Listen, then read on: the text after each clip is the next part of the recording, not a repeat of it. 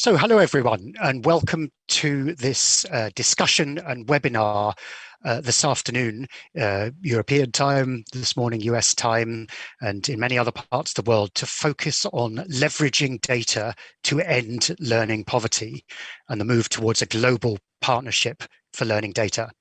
My name is Andrew Jack. I'm the Global Education Editor at the Financial Times, with a particular interest in reforms and challenges in education in lower and middle income countries, and well as also overseeing the FT's Free Schools Access Programme.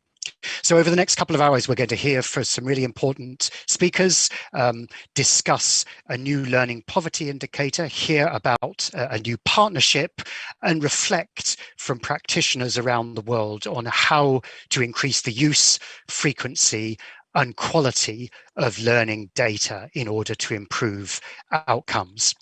So first of all, with great pleasure, I'd like to hand over to Stefania Giannini, the Assistant Director General for Education at UNESCO, followed by Jaime Saavedra, the Global Director for Education at the World Bank, for some introductory remarks. Stefania, please. Thank you. Thank you very much, Andrew, and good afternoon, good morning, good evening, everybody, wherever you are.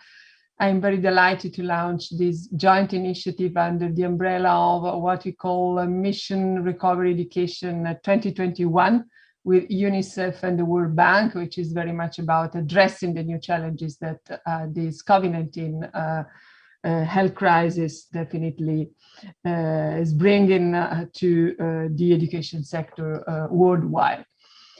Our organizations are rallying around the Learning Data Compact, as you mentioned, to strengthen national assessment systems in coordinated manner. A better coordination, a joint action is absolutely essential in terms of the how we are approaching these challenges and assisting governments to give solutions. This is the game changer, actually, in my opinion, the game changer we need to have the evidence to build better policies. Better data means better policies, informed policies. We know all too well that the world was not on track to reach SDG 4 before the pandemic struck. And we all know very well that if the foundations of learning are weak, then 12 years of schooling for every child by 2030 will remain a kind of aspiration, an elusive goal, so to say. Well, UNESCO, as the custodian, the guardian of the SDG 4, has shown that in low-income countries, 9 out of 10 children don't achieve minimum proficiency in reading and maths.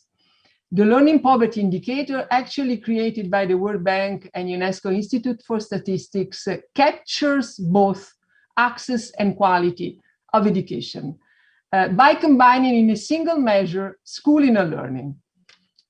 Over 53% of children live in learning poverty today.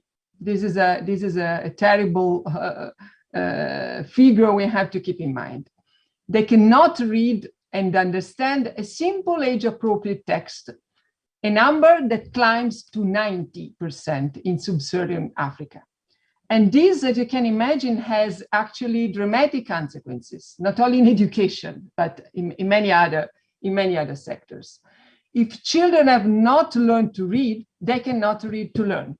It's simple like this. They leave school early, they don't find a decent work, all the more vulnerable to exclusion and exploitation.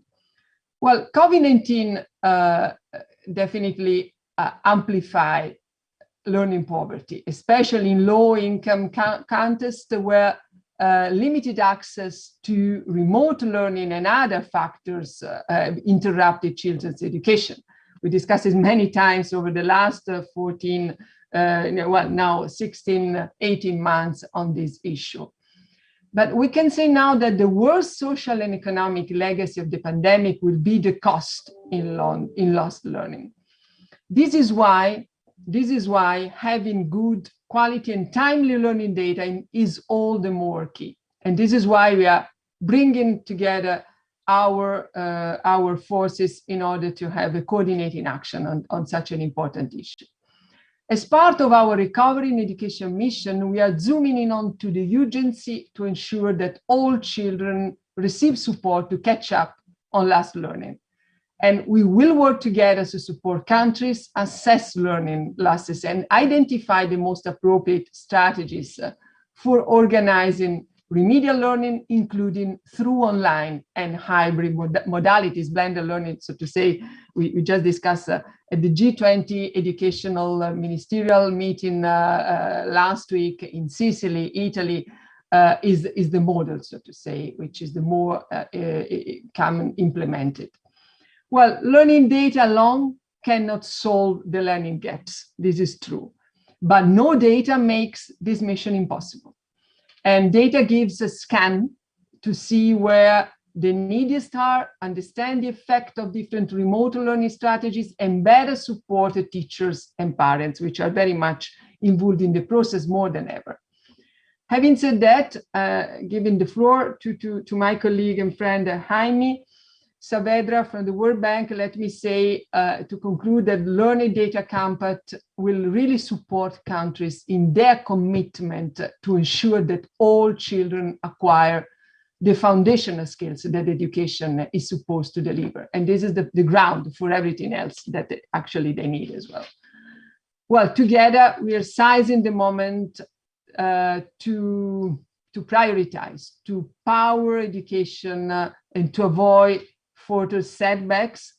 It's about accelerating progress. It's about really starting with the decade of action that we mentioned many times before this health crisis, and now it's in our hands, joint hands, to develop such a commitment and an important program.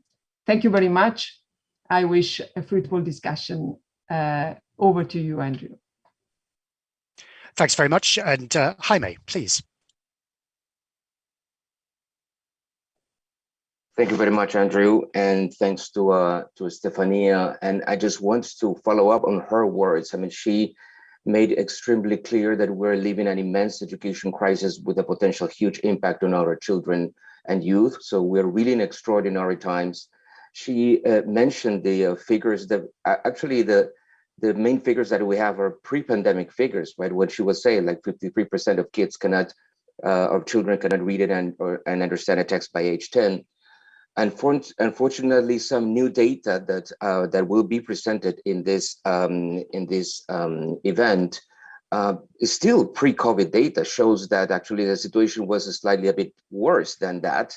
And actually, for some countries in which we have more than one data point, we see that the pace of growth or improvement in terms of learning is very, very small. So actually, even new data that we have pre-pandemic is not great news. And second, we know for some from data of some countries that the impact that the pandemic is having might increase dramatically, this 53% that Stefania was mentioning. So we do have a global learning crisis. We really need to address and focus on the outcome, focus on kids, making sure that the children are back to school and they are learning. However, to solve that learning crisis, we need to solve this other related crisis, that is a learning data crisis. Because unfortunately, there are still many countries for which we don't have good quality learning data, or we don't have learning data at all, right? Specifically, for instance, in the case of Sub-Saharan Africa, we lack data for over half of school-age children, right? In order to really to be able to assess, right, if they have the minimal level of reading proficiency and basic numeracy. So, I mean, the gaps that we have on data are just too large at this stage. And without good quality, regular and lack of data, is that the three organizations, UNESCO, UNICEF, and the World Bank, were joining forces in what we are calling a learning data compact, in which we'll need to bring in all the institutions that are already involved in this task, many of the regional institutions that have already working on learning measurement, and all countries. And the objective of this compact is to ensure that by 2025, all countries have at least one quality measure of foundational learning, right? That's something that it's difficult, but it's achievable. to make sure that all countries will have quality data by 2025. Now, in terms of vision and in terms of plans, what we would like to make sure is that all countries can achieve what we call a 2 by 2 by 2 goal for all countries, such that all countries will be measuring learning in at least 2 subjects, for example, math and reading, in at least 2 grades, could be early primary and the end of primary or lower secondary, and planning for at least 2 data collection rounds over 5 years. Right? Once that vision is established, then it implies then the countries will have the national capacity, right, to be able to measure learning in a permanent way, actually. The time is right to support a comprehensive learning measurement agenda. First, because the SDG process reveals that there is an unprecedented alignment among the international community that measurement efforts should prioritize foundational literacy and numeracy. Second, because there is an agreement of what constitutes high quality measures of learning. And we now have a more flexible approach, right, that can help countries to choose from a menu of alternatives in order to measure learning effectively. And third, because the COVID crisis is adding even more urgency to the need to measure and to recover lost learning.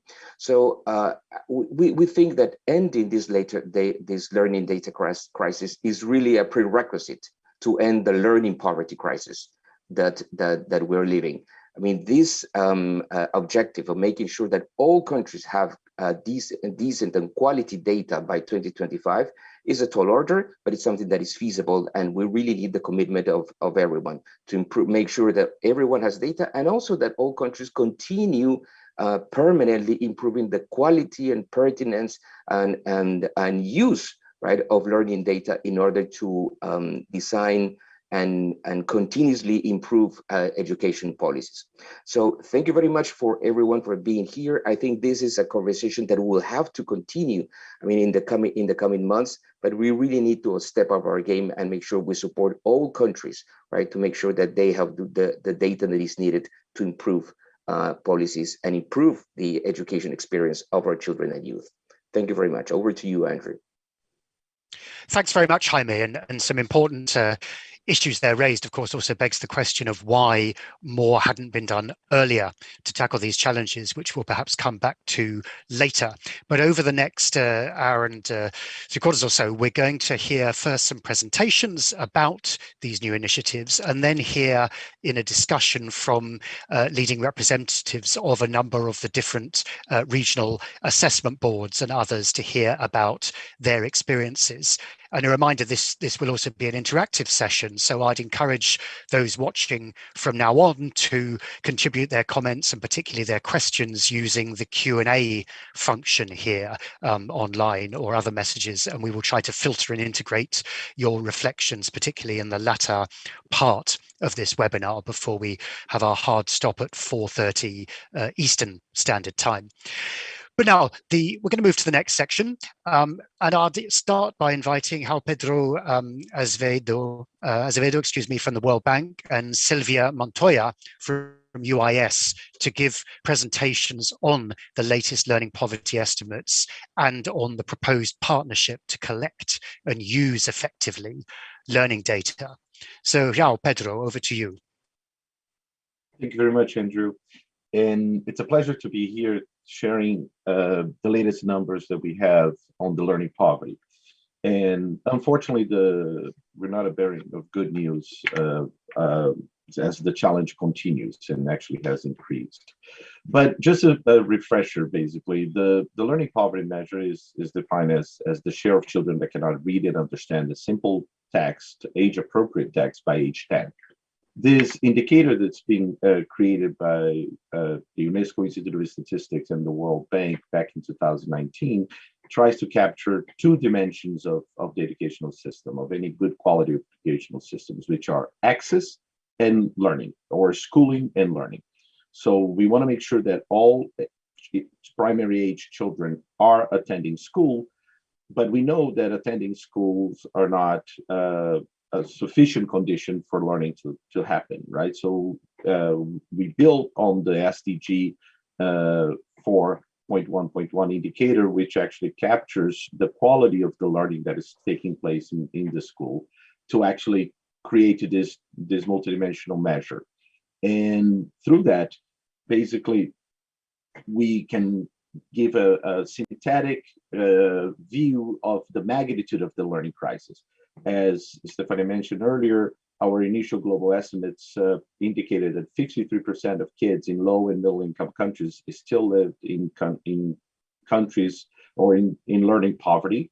And this is our first country update, right? And we were able to do this thanks to the great work of regional assessment programs such as PASEC and the CEP-ELM, and we have the pleasure to have both of them in the panel later. And of course, global programs such as TIMSS. With this update, we now have numbers for 120 countries, and we've been able to update so far 33 data points, 33 countries. It is important to notice that only half of these numbers are actually temporally comparable or allow us to say something about changes over time, which emphasizes, I think, a point that was mentioned earlier of the importance of having measures of learning that allows us to look at progress. So that's still a tall order in this agenda. The good news is that we do have data for 5 new countries: Albania, Guinea, Laos, Montenegro, and Myanmar. But it is critical to keep in mind that this data was collected back in 2019, and it only became available almost 2 years later, right? So that's another challenge in this area as well, which we hope that with the Learning Data Compact we'll be able to improve, which is how long it takes for us to go from data collection to the reporting of the data.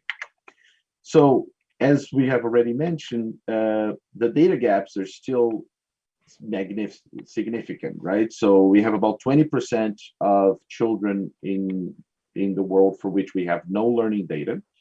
And in sub-Saharan Africa, this number is actually even greater than half of them. 55% of kids in sub-Saharan Africa live in countries for which we have no measures of learning or schooling, or at least no high quality measures. So that actually undermines our ability to understand the problem and tackle the problem, more importantly. Now, what have we learned with this update? I think there are 2 critical messages. The first one is, thanks to the work in East Asia and the Pacific by CMEO and UNICEF, we have the CEP-ELM regional assessment program, which helps us understand that some of our prior estimates or some of the interim reporting that we had on learning poverty was actually underestimating the magnitude of the challenge. And this is because those early measures were actually building on national learning assessments, which were not necessarily designed to capture the minimum proficiency threshold or level that was set by the international community under the SDG 4 process. So one big advantage of this regional assessment program is that it's much better aligned with the global proficiency framework. And as we notice is that on average, the learning poverty measures increased by almost 20 percentage points in countries like Vietnam, Malaysia, and Cambodia for no reason other than this better alignment with the global proficiency framework. We also have data for 3 new countries, as we mentioned earlier: Myanmar, Philippines, and Laos. But all of that just to show that, you know, having good quality data is critical for us to understand the magnitude of the challenge that we have ahead of us. Now, another critical lesson from this update is that our progress over time in a critical region of the world, which is the Francophone Africa countries. So using the PASEC program data, we are able to look at how learning poverty has evolved between 2014 to 2019. And unfortunately, what we witness is a reduction of 3 percentage points in learning poverty over 5 years. This is a much slower rate of progress than we had anticipated, and what the sub-Saharan Africa region has been able to demonstrate in the past. And all of that, again, is pre-COVID, which emphasizes that, you know, our starting point for the mission recovery, it's even more dire than we anticipated. And to close, I think it's important to also take stock of how many countries in the developing world are actually setting themselves to measure the actual learning losses that COVID have brought about. And here again, the message is that we need to ramp up our game, right? As of today, we have about 7 or 8 low-income countries who have actually put in place a system to measure the learning losses, either in the classroom, which is a critical part because we need to identify where the level of learning of kids as they return to school, or through system-wide assessments, which allows us to have a broader understanding of the quality of the educational system as a whole. So again, that's another critical area for work going forward, so we can set ourselves to be able to tackle the learning losses of this generation. So thank you very much. Andrew, back to you. Thanks very much. And now Sylvia. Yes, thank you, Andrew. And okay, João Pedro, if you can actually take down your PowerPoint, thank you. Yes, sorry. Let's see. Okay, here we go. So thank you so much, and thank you, João Pedro. I hope that is appearing in the slide. Sorry, just not yet. Not yet. That's really strange. Second.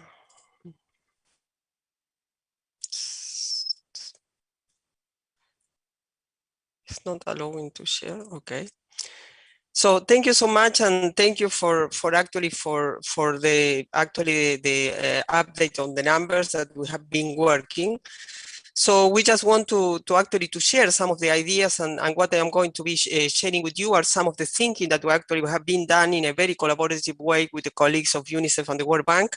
So apologies if I am failing to share and precise the discussion we're having. So I hope that they are going to start by what is the situation that we have right now. We're actually taking a mapping of the international assessments that are happening, that are measuring with the same tool across countries.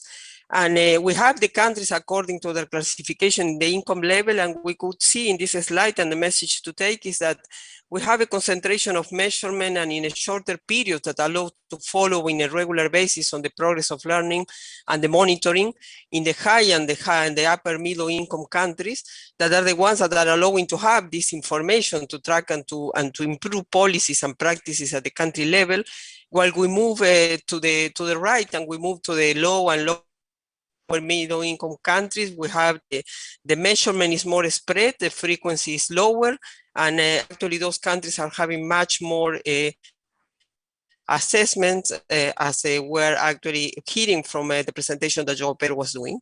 And just to take a quick look, and this is actually a map that has been elaborated as part of the work, we see where the problem of the measurement is when we look at the geography and what is the lack of data, especially at the level of primary education, where we need to have actually the understanding of what is the level of achievement of the kids in primary education and related to the possibility of reading a paragraph and make a sense of the paragraph and understand what is being read.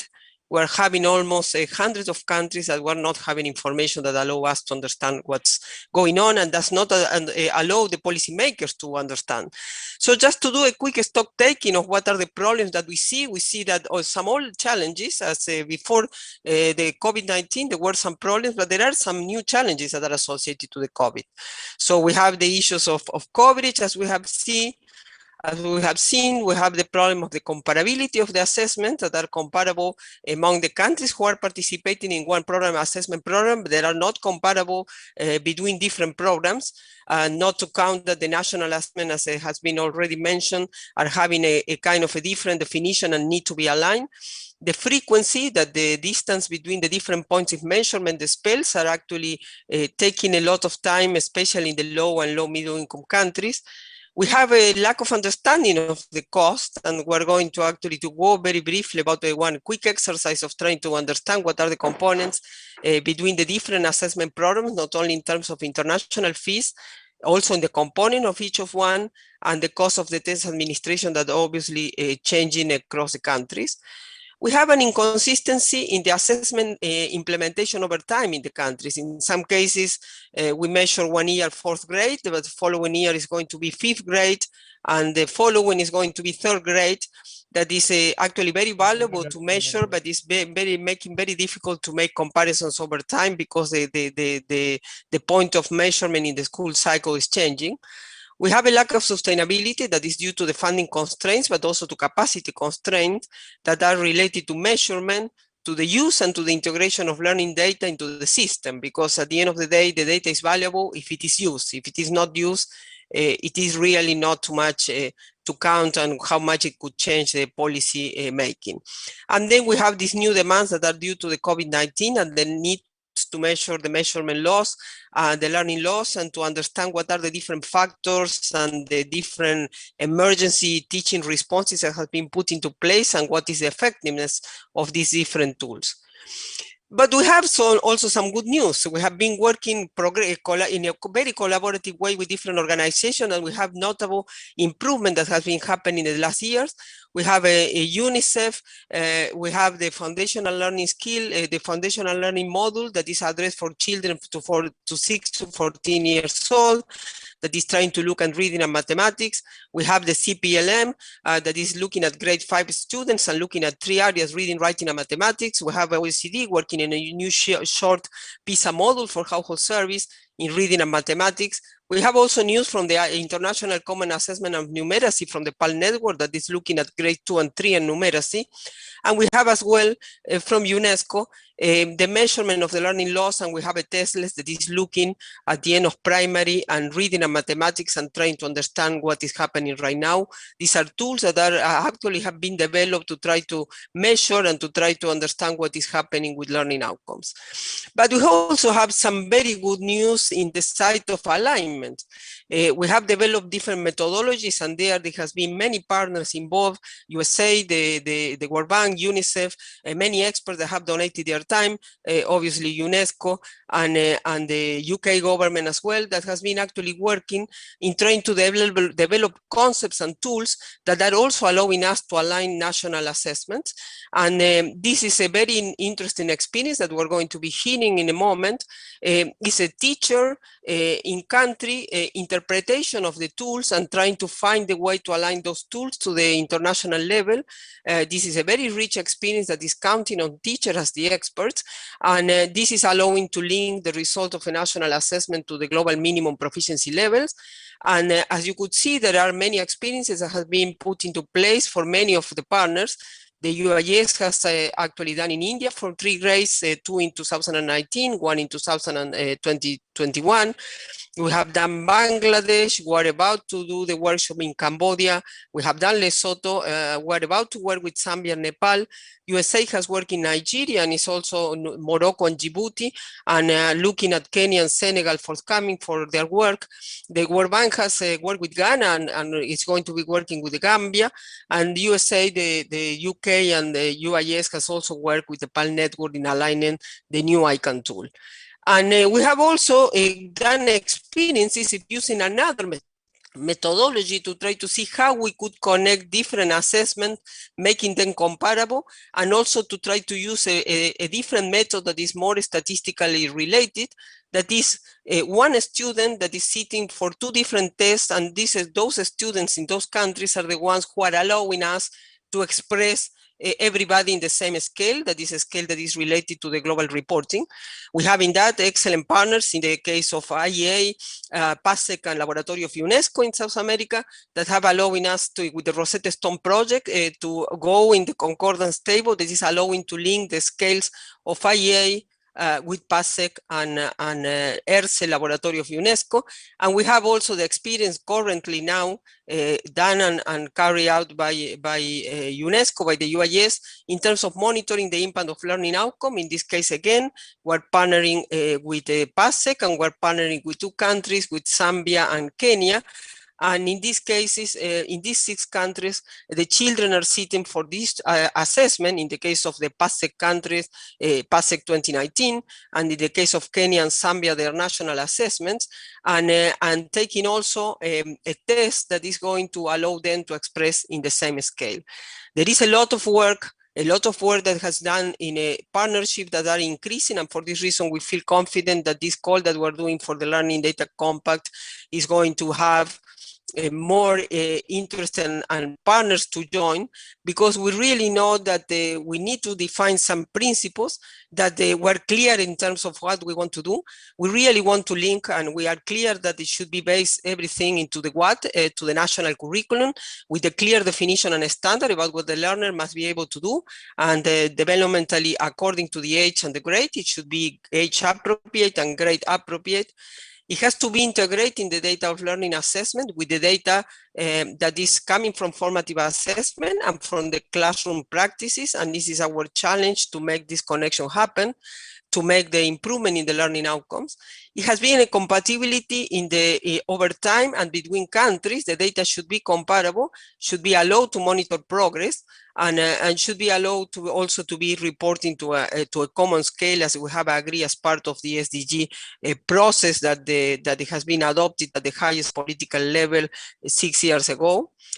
And we also do think that most of the countries are having some experience to build on, and so we are convinced that it should build on existing resources and not inventing anything new, but just try to see how we can use this as a base.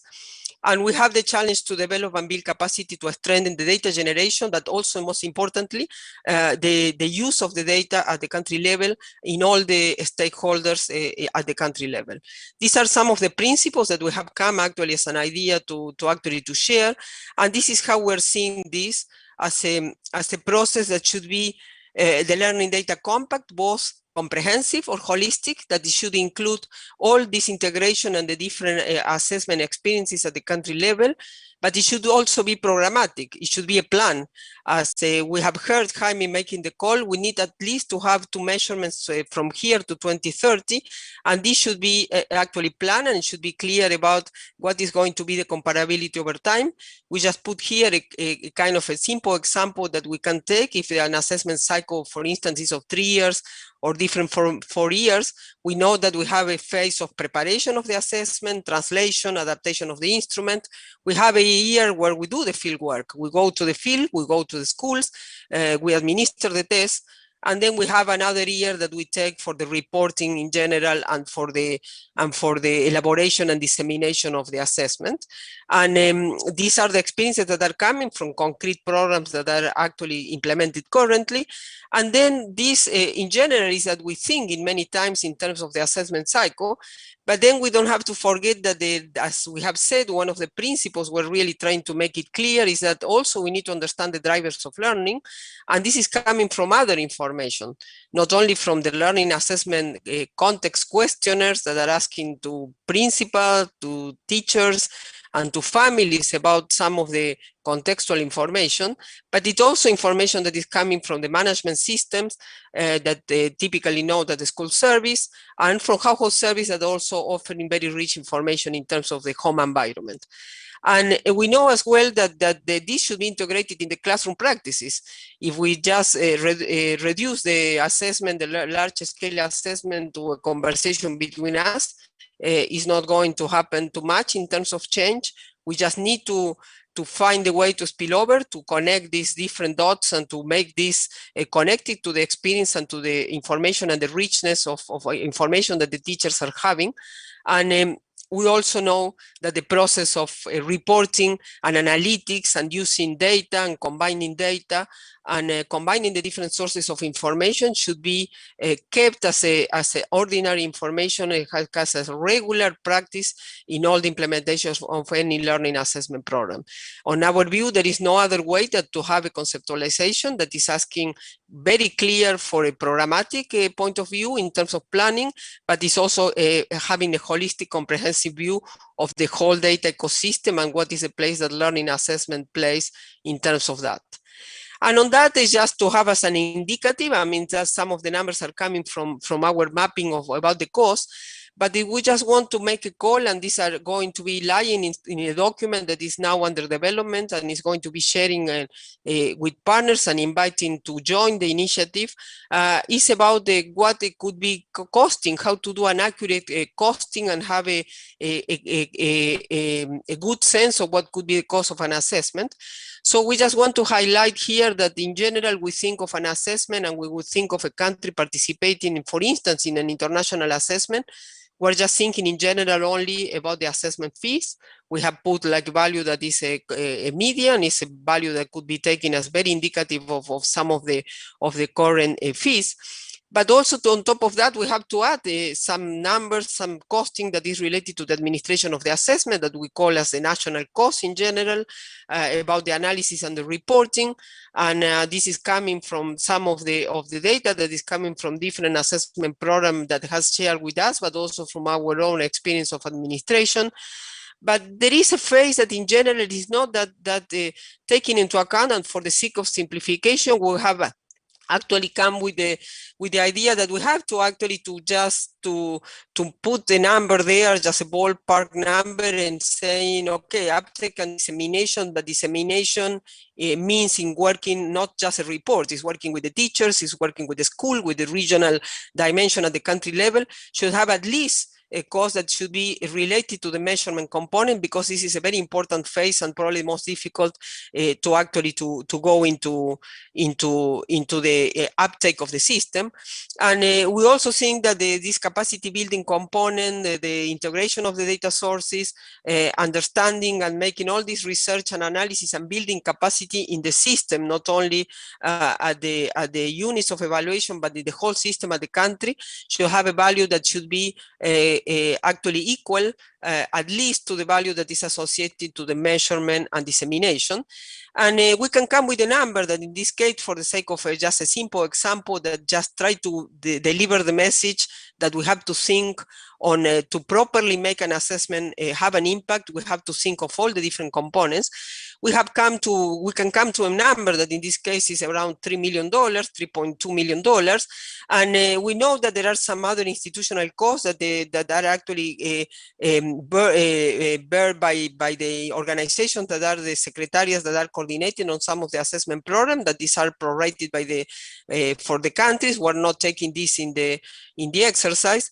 But this is an example. If we take an enrollment of 12 million children in a given country, that is a value that is around the value that could be as indicative in general. We know that we have from very small enrollment to very high, depending on the size of the country.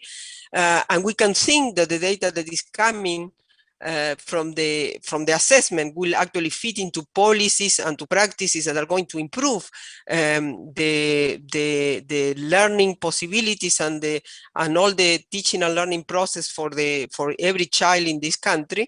We can see that the cost per student enrollment is not even an integer, it's a decimal number.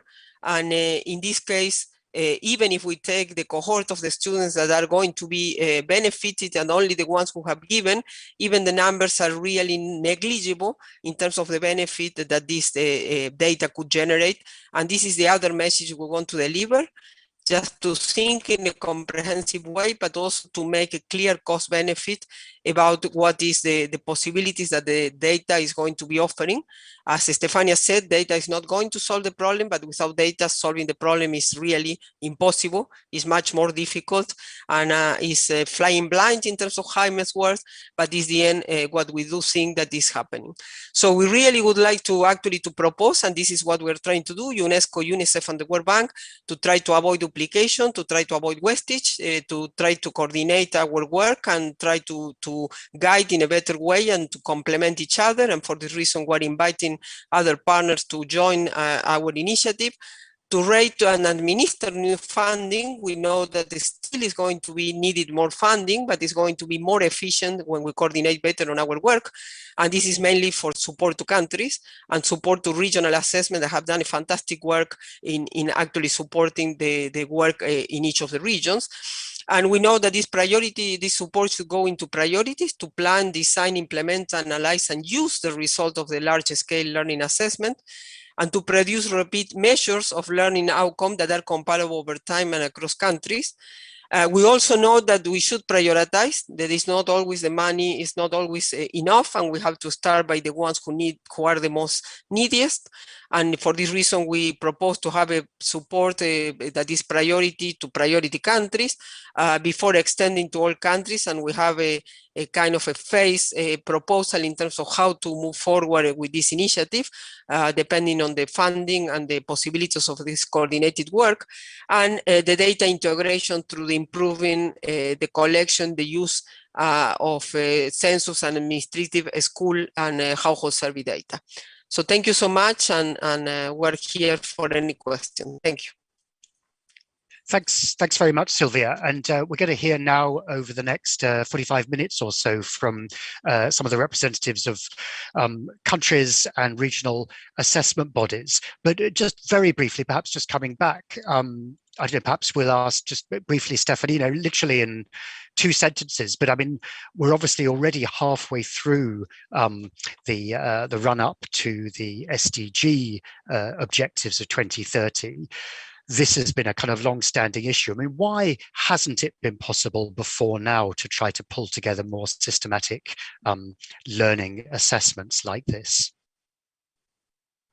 So thank you.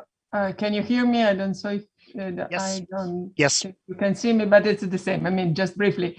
Thanks for this question. It's really one of the main issue we are trying to address. Okay, so let me put it simply. In my opinion, it's about finding the same metrics. So it's a kind of methodological issue. I mean, Silvia's presentation definitely showcased the variety of tools which are already put in practice. That's fine. But if you want to measure, as we are trying to do, the learning proficiency in terms of reading and understanding a simple test, whatever the language, whatever the country, whatever the methodology, the pedagogy is used, I think you can find the same metric to assess and evaluate. And this can give us a way to standardize, to harmonize the system of collection of data. This is one issue. And this is in the UIS, colleagues from the World Bank and UNICEF, statistician and technical expert hands. Then there is the other part of the problem that we are actually addressing because of the crisis, because of the new spirit of cooperation between the UN system and the sister agencies. It's about pulling together our efforts and our common vision in order to make data important, a pillar of the building back better in education. And it's about having the same purpose. I think that this learning poverty, as I said, concept really captures different dimensions, and is a simple kind of measurement that can bring all together the efforts that have been put in practice before. So I'm very confident that we are at a turning point. Thank you. Okay, Jaime, briefly, because obviously the bank had come out with some of these learning poverty indicators already a couple of years ago, and there has been some pushback, hasn't there? Why would you explain that, Jaime? So you cannot see me, I think, but in any case, great. So look, I think at this stage we do have the tools, the methodological tools that can be used by different countries in a way that is comparable across time and it's comparable across countries. And actually, I mean, sometimes, I mean, having a simple indicator that, like, and as Stefania was saying, like learning poverty, it gives a way for anyone in the country, not for the experts, but anyone in the country to understand what's the magnitude of the crisis. Sometimes that implies delivering bad news, but sometimes those bad news are what we need in order to have a good assessment of the magnitude of the challenge that each one of the country faces. So I think we're in a much better moment regarding both the methods that we have, the availability of different tools that countries can use, But in any case, this is about developing national capacities. At the end of the day, this is a global initiative such that it will assure that each one of the countries have the capacity to measure learning in a much more effective and impactful way. Over to you, Andrew. Thanks very much. So now we're going to hear from the perspective, both from some of the regional assessment bodies and individual countries on their experiences over the next 45 minutes or so.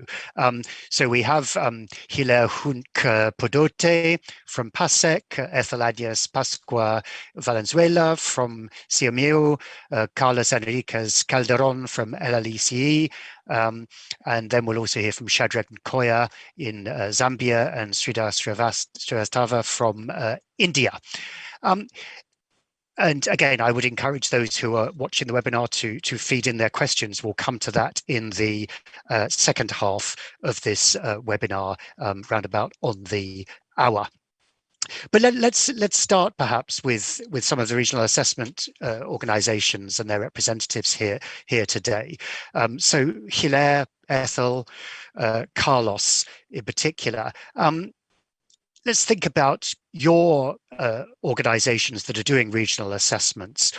What have been the challenges and the constraints in doing these sort of regular, systematic and comparable assessments, and what would it take to kind of scale up the frequency and coverage of them to cover learning data in lower and middle income countries? Hilaire, maybe first from PASEC.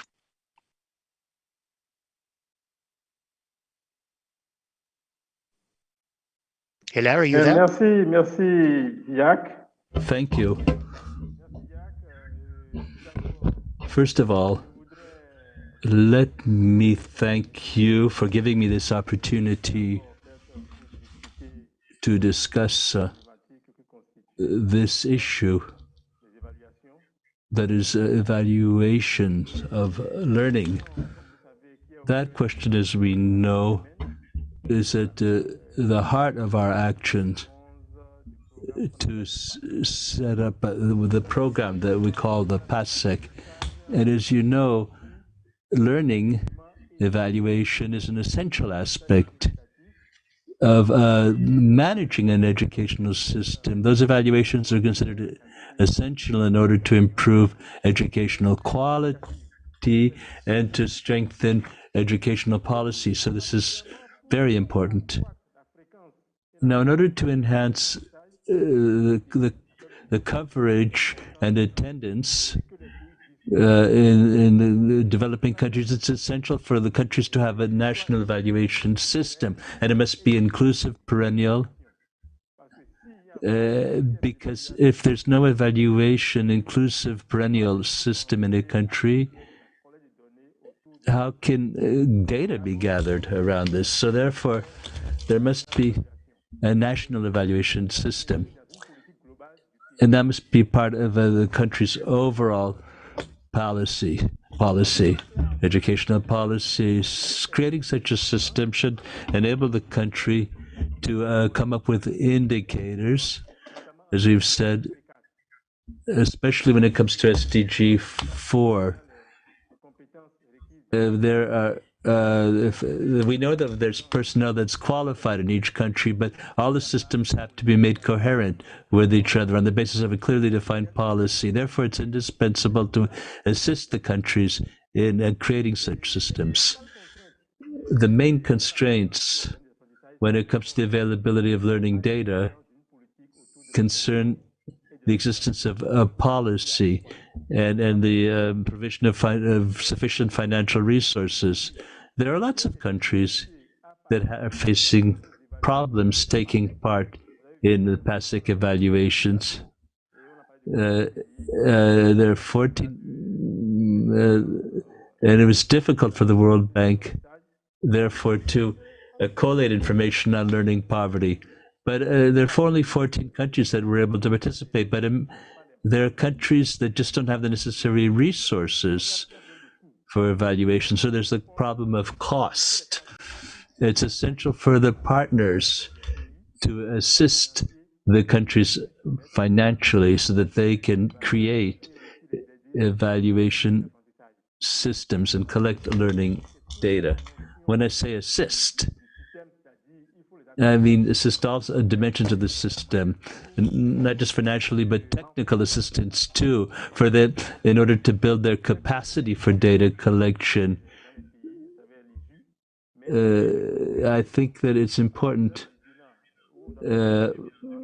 when it comes to the assessment for 2030, which is just around the corner, for action to be taken to assist those countries.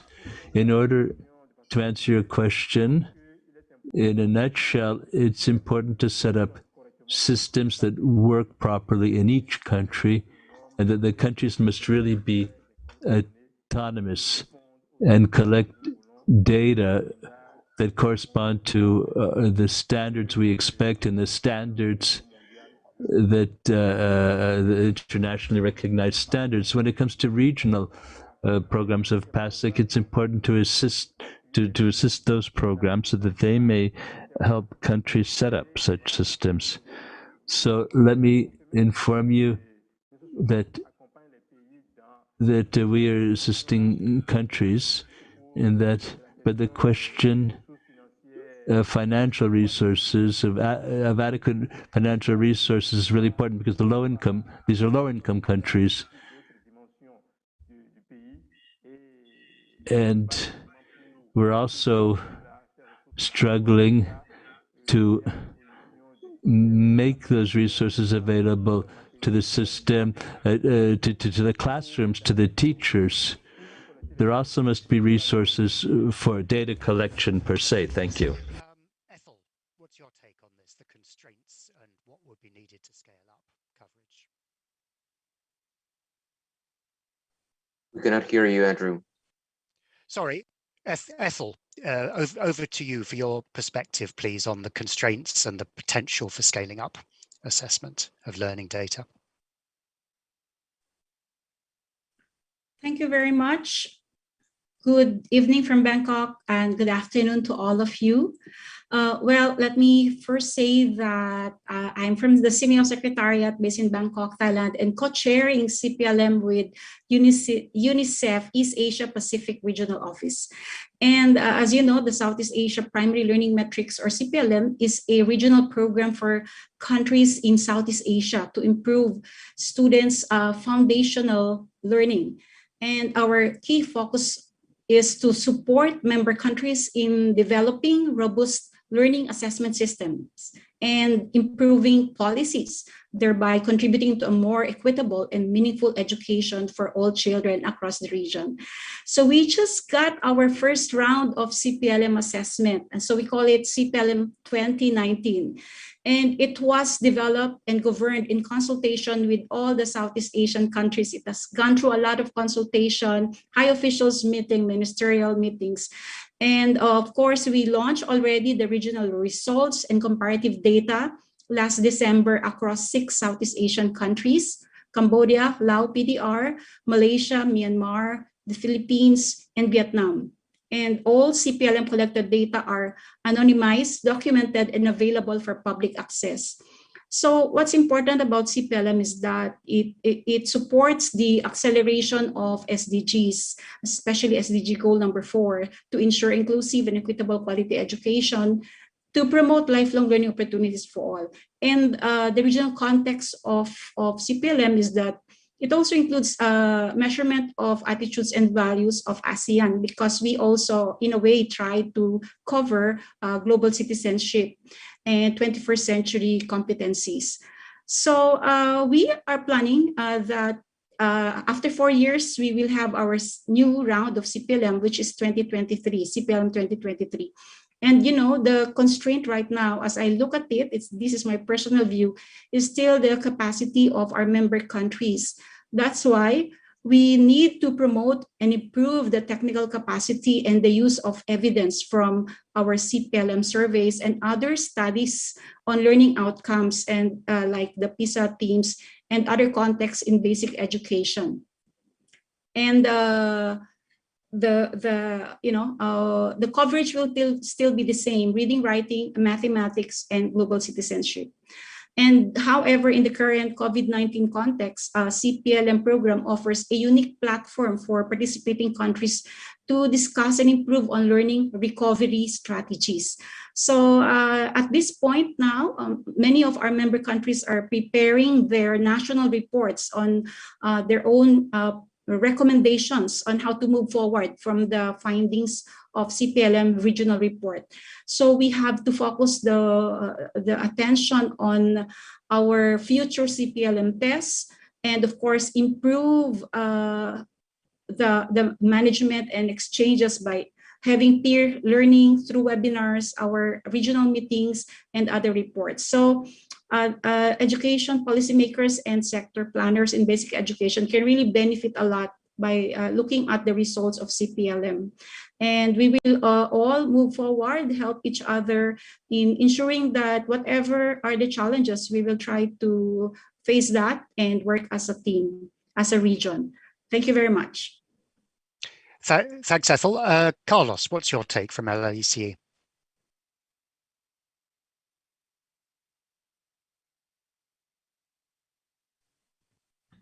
Carlos, are you there?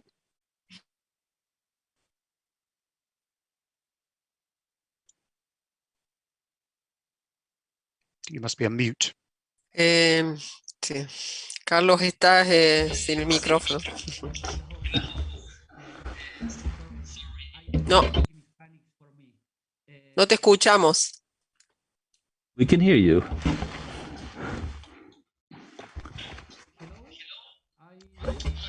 ahead, Carlos. Okay, I better speak in Spanish for me, sorry.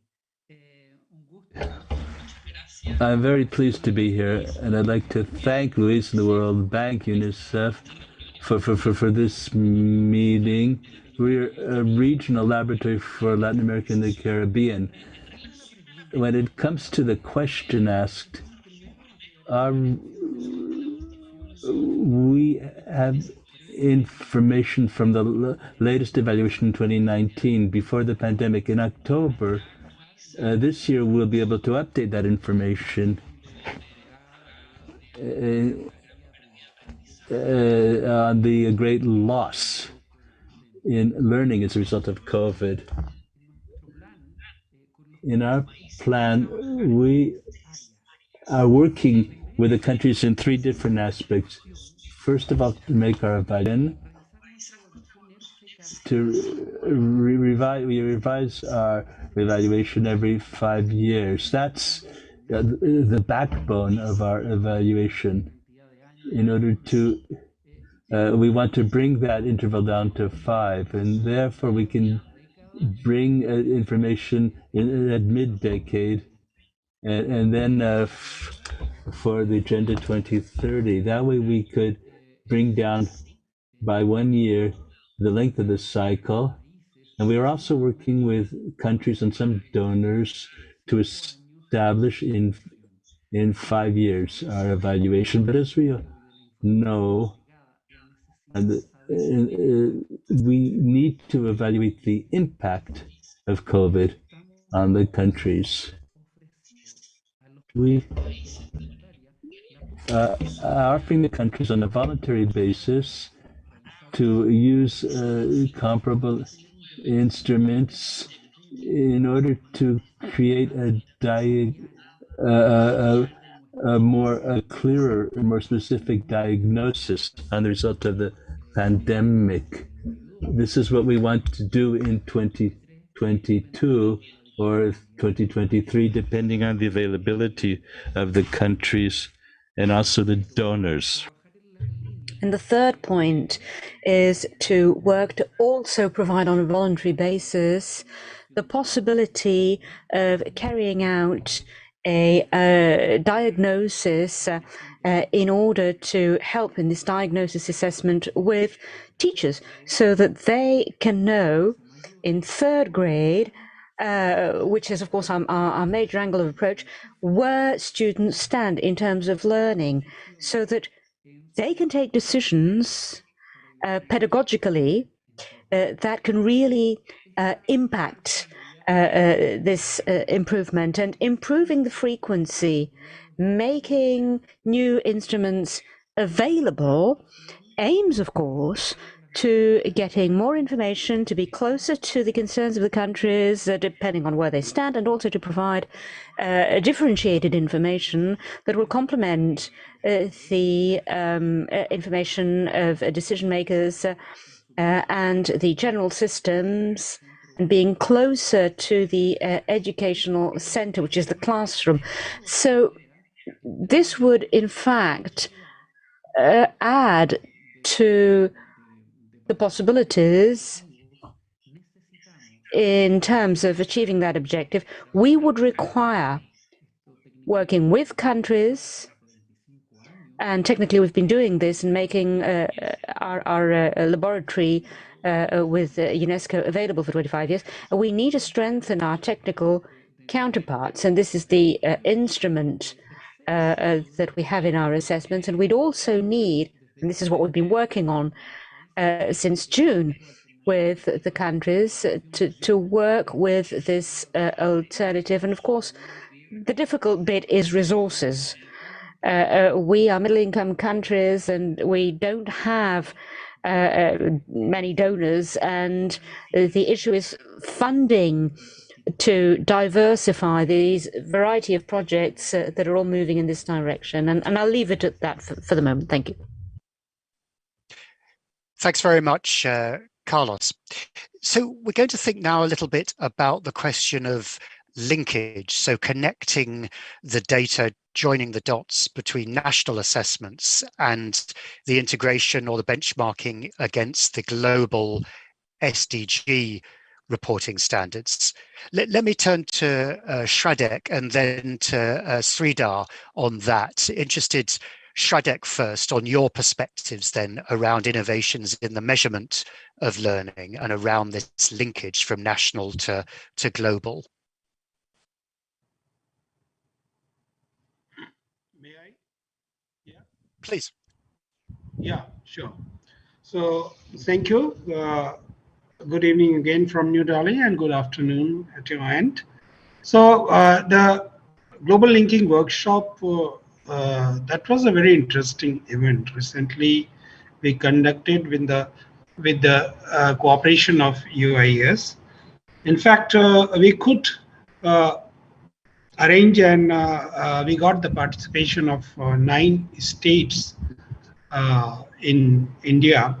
And you know, in a country like India, states have the diversity of the kind that we can say that in a way it can be parallel to the international scenario, because as regard to medium of instruction, diversity and all. So for this global proficiency framework workshop, the participants were very, very encouraged, and it was a very excellent opportunity for them to explore this the benchmark setting purpose, and they were very encouraged, and the kind of procedure that was adopted there. So they were very confident, and they were exhibiting their views that the outcome will be used for national and international comparison purpose. And participants were very much encouraged to use these things when they go at the sub-national level. And in fact, last year, we had made a provision of certain fund also to take up such exercise at sub-national level. But due to the pandemic situation, we could not realize that objective. But nevertheless, we feel that such exercises are helpful and useful on country level national achievement survey. How can it can be seen from the national and international perspective through global proficiency framework. So we are very happy to have this kind of experience.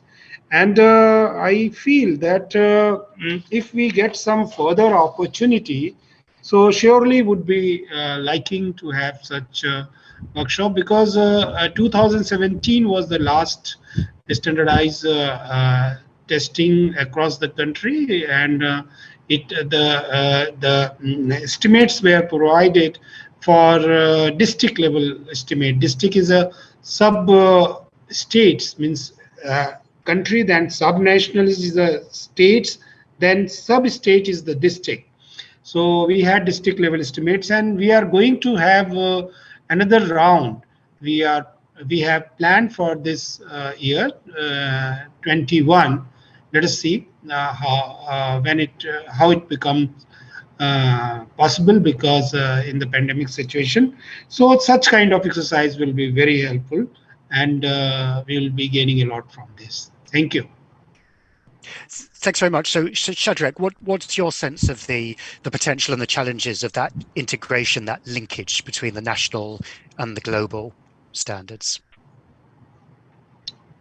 It's to me again, yeah? No, this is to Shadrach. Oh, yes. Good afternoon, everyone. Hello, go ahead, Shadrach. Hello, yes. Let me just try to switch on my video. So good afternoon. I'm Shadrach from Zambia. Zambia is located in the Southern Africa. It's one of in the Sub-Saharan Africa. So it's good that Zambia is taking part in actually two studies. The first one is the MILO, Monitoring Impacts of Learning Outcomes, which we are actually doing. And then we'll start talking about the linking to the global frameworks. So we are very much excited about this, because as a country, we have been doing our national assessments and also a regional assessment. And we also took part in the OECD's PISA for development. So prior to the pandemic, our learning poverty or learning outcomes have been very low. And also, as a country, our capacity to benchmark within schools among themselves and with other peers, countries and other advanced economies, we might not have such capacities to do those. So such initiatives or innovations like the linking, we are very much excited as a country, because we want to measure, one, we are low. Now with the impact of the COVID, what is the proportion of our learners reaching these such benchmarks? We could be setting benchmarks as a country, which could be low. But if we have these global benchmarks and we are linked to them, it's good to see how far the impact of the pandemic has gone, and how, as a country, as a nation, we can move, put in resources, maybe train teachers, so that we can reach those desirable benchmarks which other economies or countries are able to do. So these are very good initiatives which we are eagerly, the government and everyone, looking to participate. Obviously, the use of the data and the assessment data is very important. Measuring itself might not be the end, but how to use the data. So this is another way we want to see, so that the data can be used, so that we improve or remove the learning poverty, as it were. Thank you, Jack. Thank you, Shadrach. And maybe following on from those comments, let me ask other panelists precisely about this interaction with COVID. So how far can classroom level assessments and system level measurement of learning help countries respond to the consequences of COVID? Hilaire, would you like to come back on that?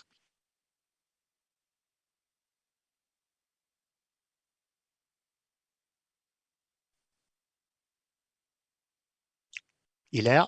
Oui, merci. Je vous remercie pour... Yes, thank you. Thank you very much for the question.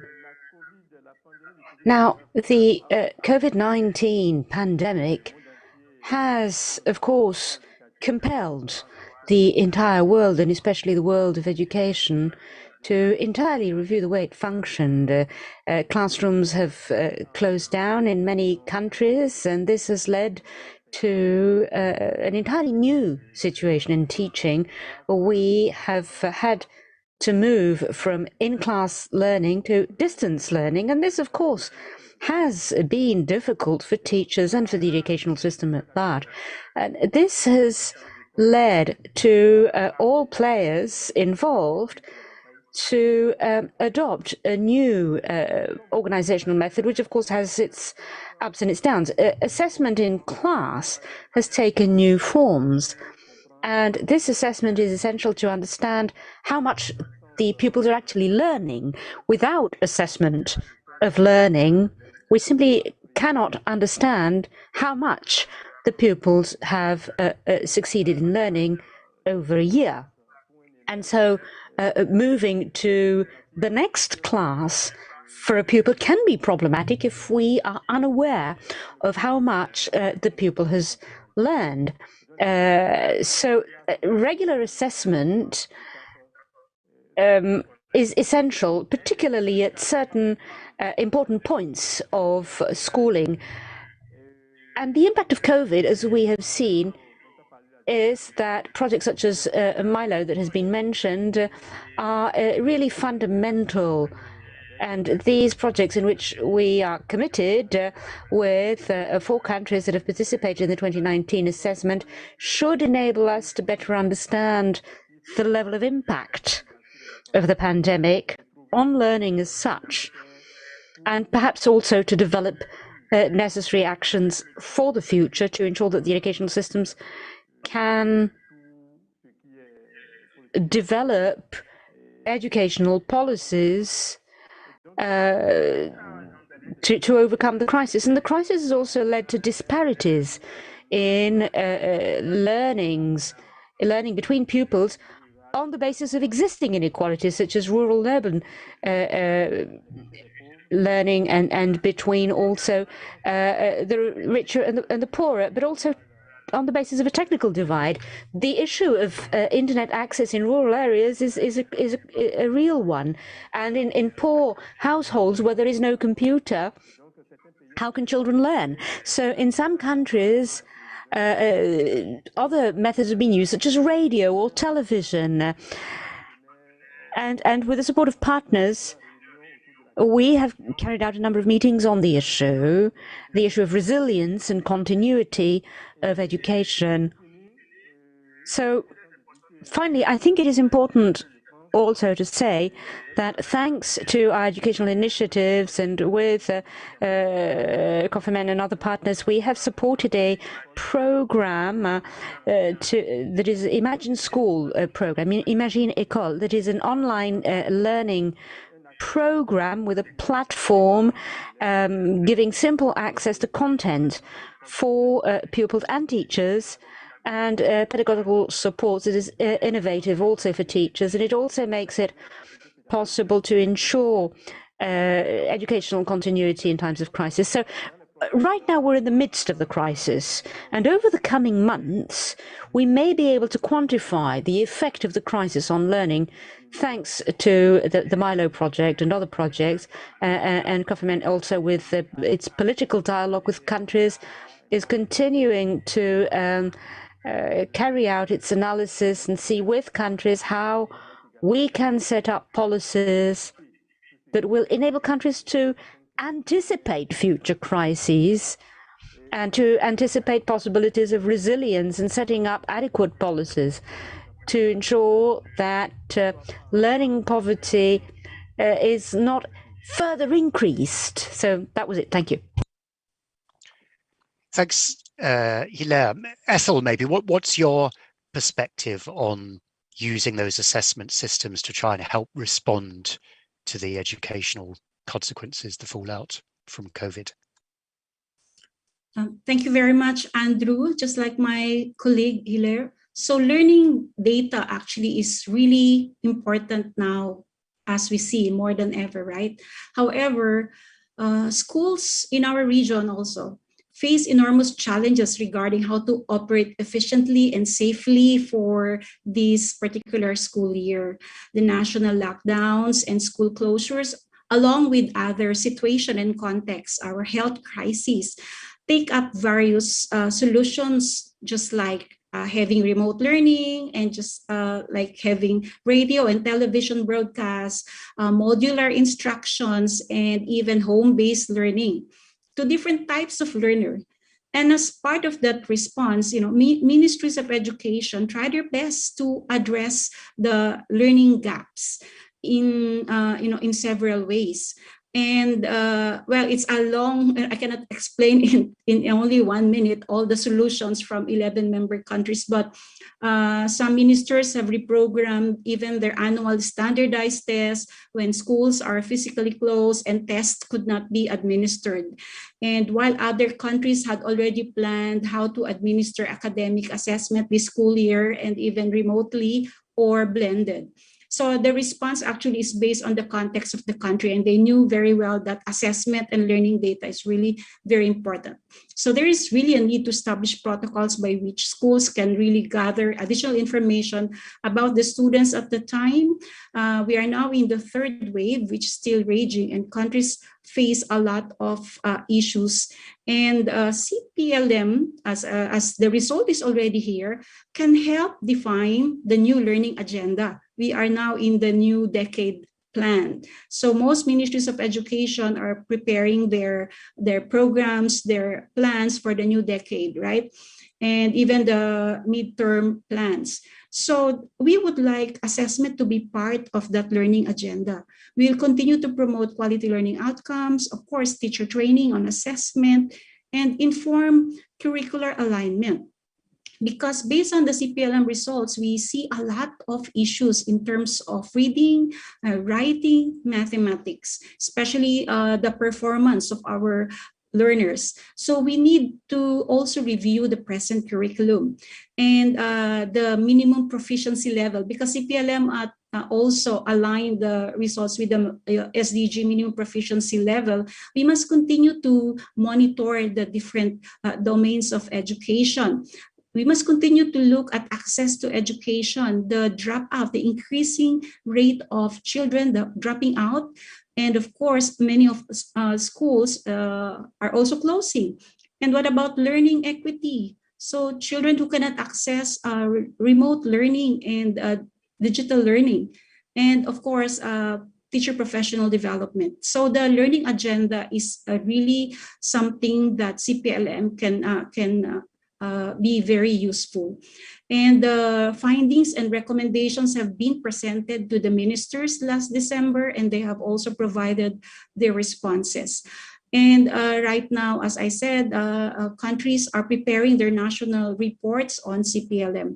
So in the next round, of course, we will target the same grade level, grade 5, rather than age-based. And we will ensure to use valid regional comparison of educational performance over time at grade 5. So, well, as the minister said, COVID also provided a lot of issues and challenges, really, but we also have silver linings. And one is the digitalization and the teachers being able to be trained on the new ways of teaching and learning. And now we have our first regional data on assessment, which we can all utilize to prepare our new education and learning agenda. So thank you very much, and that's my sharing. Thanks, Ethel. We're moving towards the end of this this part of the webinar, and I'll be keen to come back to João Pedro and Sylvia, and then perhaps ask some of our other panelists. But just thinking about this question of how to now operationalize regular and reliable learning measurement going forwards. What will it take for countries and for the development partners to help operationalize and implement these initiatives? João Pedro first, maybe. Thank you, Andrew. I think as we've been seeing this session, we are in this unique time in which a lot of innovation has happened, A lot of new flexible approaches have been tested. It's time to scale it up. And I think to scale it up, we need this compact. We need to have a shared vision, not only among development partners, but also among countries, and build on each other's strengths, right? I think there's been a lot of very interesting work led by UIS in partnership with many organizations, several of them in today's panel, but many outside USAID, and with the funding of multiple partners such as GPE and the Gates Foundation. Now it is time to ramp that up, and we really need to give scale to these efforts and initiatives that we have been doing in many countries. But as we've seen, the challenge is how to close the gap in those 30 countries, least developed countries, which haven't really yet been able to have a good quality measure of learning. And for that, we need to use, I think, regional structures, right? And work on the use of data, not just on the production, right? But if we want this to be sustainable, we need to really emphasize how and build capacity in country on how to use this data and how to integrate this learning data that exists and is going to be increasingly collected with other data that the governments are collecting regularly, right? And it's a good point, that, because I mean, how far is it possible perhaps to use more practically and adapt existing local level assessments perhaps and integrate them? Is that a feasible initial step? Well, that is exactly what the policy linking and the student linking approaches allow us to do, right? And we didn't have that 2 years ago, right? And we didn't have the alignment of the global proficiency framework 3 years ago. So there's been, in the last 3 years, I think, a sequence of game changers, which I think COVID to some extent has accelerated, like in many other areas, and put us in this unique position to really take it to scale. Right, we need to be thinking at scale, right? I think we've done the work at regional levels. We have these initiatives. We need to build upon them and really work at scale, and share experiences, right? I think there's a lot to be learned from the ERC experience, from the PASEC experience, from the CEP-LM experience, and of course the international assessments, right? Which have also been collaborating in this area historically. Sylvia, what's your take? How to scale up and operationalize regular assessments? Thank you, Andrew, and thank you, João Pedro. I think that João Pedro has already mentioned some. We hardly hear you, Sylvia. Can you speak a bit closer? Thank you. Yes, that's better. Sorry, no, I think, are you hearing me now? So sorry about that. Yes. So thank you. No, I mean, João Pedro has mentioned some of the points. I do think that we have really done a huge effort in developing some of the tools that are allowing to take advantage of all the sources of information, and also building on the ownership of the countries and the teachers and the bureaucracies at the country level. I do feel that we have two main tasks. The first one is related to coordinating better our effort. For this reason, I do feel that the point of UNESCO, UNICEF, and the World Bank coming together, that has been progressing over time with some other partners, is not duplicating work that we're doing in the countries, trying to be coherent in our approaches, could be extended to more partners. The second one definitely is about building capacity and investing at the country level in also making the relevance of the data. As we have seen, and many comments in the chat, if the data is not used at all, and there is no really relationship with what the teacher is doing in front of the classroom, and it's not sense of how to appropriate and to combine with some other data, is impossible. And I do think that the more effort should be put into that dimension. At the end of the day, everything is about what happened at the country level. And the other point that João Pedro has highlighted, and we have to actually to make be clear, is that the regional level is critical. We see that the great effort, and I come from a region where Laboratory of UNESCO has been leading in the process of supporting the countries to make and to get the experience into assessment. I see the same effort done by the CONFEMEN in PASEC. We're working very close with them, with CEP-LM. We see the effort in the Pacific.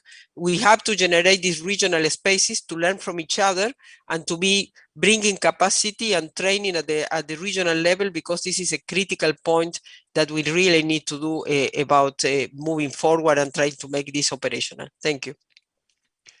Thanks. And maybe we've got just a few minutes left, but perhaps to hear from a couple of the other representatives. Maybe Sridhar, what's your take? What is required for both national and regional players to kind of operationalize this agenda of reliable, regular measurement? Yeah. May I? Please. Yeah.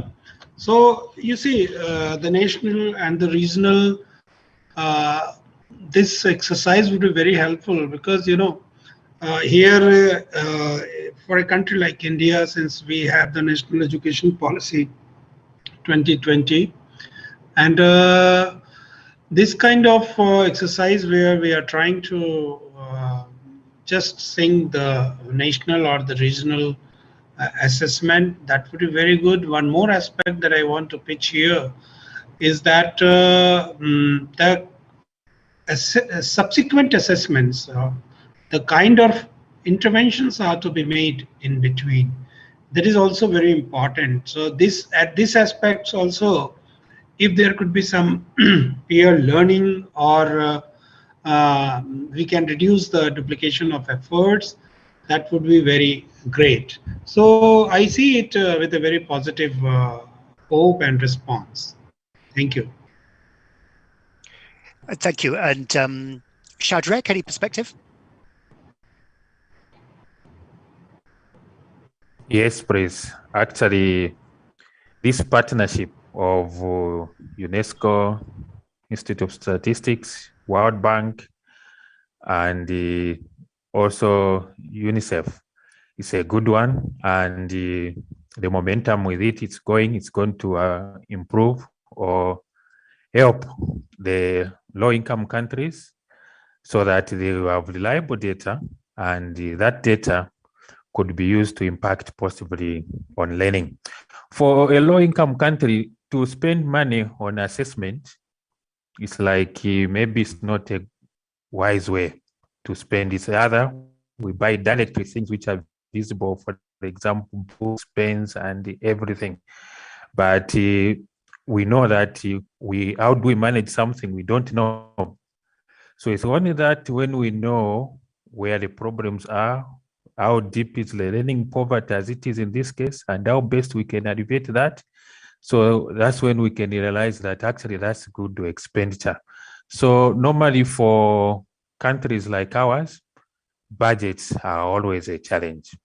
And also capacity. We are happy that with this collaboration, everything is we have capacity being built, and also in the start, we are having this support. So if it can continue, so that even countries, they are trying to know the importance of this, they could also start planning, budgeting, so that we have reliable data which can be used so that we alleviate the learning poverty. Because as already been said, collaboration, we can learn from other countries, from Asia, from South America, what they have done, low impact, high impact, and low cost measures which can alleviate the high poverty in terms of learning. So these innovations by UNESCO Institute of Statistics, both we are doing the monitoring impacts of learning outcomes and the linking to the international policy, to the international frameworks in terms of proficiencies. These are very good initiatives, and we are looking forward, as the cycles have been presented by Sylvia, we want to see even ourselves how we'll be moving so that our next generation of learners, they are removed from this learning poverty. Thank you. Thanks very much. Apologies, we will have to now move to the next session, but I'll try to bring back everybody as we, over the next 25 minutes or so, take questions from attendees. And thanks very much for those of you who've posted already. Do continue to use the Q&A function to add in. I fear we won't be able to get through all of them because there are lots of really good questions here. But let's start perhaps at the existential level, if you like. There's several questions here And maybe I'll start with João Pedro on this, on the balance or the focus in measuring learning poverty, whether to focus tightly on literacy and numeracy, as opposed to assessing some of the broader and holistic skills, or as another questioner puts it, the skills of the 21st century alongside the foundational outcomes. João Pedro, how do you think to get the balance, and is it right to focus on foundational outcomes? Okay, thank you. Well, I think it depends on the country context, right, and where the students are in these countries, right. I think definitely the 20th century skills are critical, and we need to aspire to that. But the reality is that we still have educational systems today in which 90% of the students that are in school are actually not learning how to read a simple age-appropriate text at the end of primary. So we need to start with the foundational skills. And reading is the gateway for all other types of learning experiences, including the social-emotional one. So we definitely need to have an eye on the long-term objective, which are the 21st century skills, but we should not lose sight of the foundational elements, which will actually enable those kids to actually be successful learners of those 21st century skills. And one thing is the learning poverty measure, which we are talking here today in part, but make no mistake, on the learning data compact that we're talking about, we are actually encouraging countries and proposing that countries should be measuring 2 subjects, 2 grades, and within 2 rounds of data collection over 5 years, which basically means that if the country, has most of their students at the end of primary making it to the end of primary and lower secondary, by all means, go and measure those more complex skills. But if the country still has most of their students in early grade and failing to have a successful experience at early grade, that's where the priority should be initially, right? And of course, this is a moving target. As kids progress through the systems, as the systems get better and strengthened, with learning and the measurement of learning should also evolve. This is by no means a static target. Over. Silvia, would you like to add anything on that?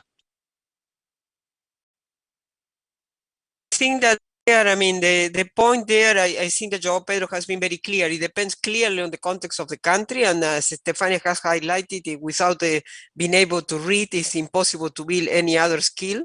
So we understand that it could sound that is basic, but the agenda, the SDG 4 agenda, is actually considering all the possibilities of measurement, and we're just asking the countries according to their possibilities, and we're offering a scenario where we are advocating for having a measurement and a monitoring, but it's adapted to the needs of the country. So we're really very much in support of whatever is the needs, and we see that in the conversation at the regional level. On top of what João Pedro has said, we see in the discussion about the block of indicators that are the key indicators for each of the regions, that in some regions they are focusing more on early grades, in other one at the end of primary, in other region is lower secondary and measuring the digital skills, for instance. And this variety of circumstances are the ones which should be actually taken into account at the time of tracking and monitoring on what is relevant for the country to know for their policy making and for what is best for their own children. Thank you. So maybe a question for Shadrach initially. Thinking about this connection between the formative assessments at the classroom level and the larger system level assessments, so the linkage. What's your experience about being able to strengthen the connections and interact between those 2 levels? Shadrach. Yes. The system level assessments, they provide a lot of insights into what the system is lacking and what is not there. For example, I can give an example of the World Bank's SEBA system, that system approach for better education. Zambia was assessed using that system, And it was in terms of assessment, examinations, large-scale assessments, but it pointed out that school-based assessment was latent, wasn't well developed, and there was so much emphasis on the high-stake examination. And through such system measurements, we are able to see that only if we emphasized school-based assessment, that's when we can forge ahead and tackle the issue of, for example, reading poverty, whereby in Zambia, it has been consistently to say out of 10, only maybe 4 learners are able to read to the minimum level of reading. So we can see a linkage now from system measurement to school-based assessment. So when the curriculum was reformed or revised, the language policy was changed so that there will be more emphasis on reading. And again, now from the findings of these national assessments and also the other international assessment, it has also been emphasized that reading is a challenge and our learners cannot succeed across the curriculum. So now they are cooperating partners and others, they have put up together with government projects and programs so that we can tackle learning, catch-up programs, and also programs so that teachers are capacity built so that our learners are able to break through, read, and able to succeed across the curriculum. So it's very important. There is a strong linkage between measurement or assessment, system measurements, and also, for example, in terms of school-based assessment, as we have witnessed in Zambia. Thank you. So linking up to that, Sylvia, perhaps we have a question here about how to measure learning losses in the context of COVID. What's your sense on how that could be done, or what the outcomes are already? Thank you, Andrew. Thank you for the question. I do think that in that sense now we have an approach, and we're actually having a PASEC that is actually coordinating on 4 countries, and we have Zambia with us, but it's also Kenya. What we have done in this case is that we're using the same assessment that was administered previous to the COVID, and we're just administer the same assessment again in 2021, the same assessment that was administered in 2019.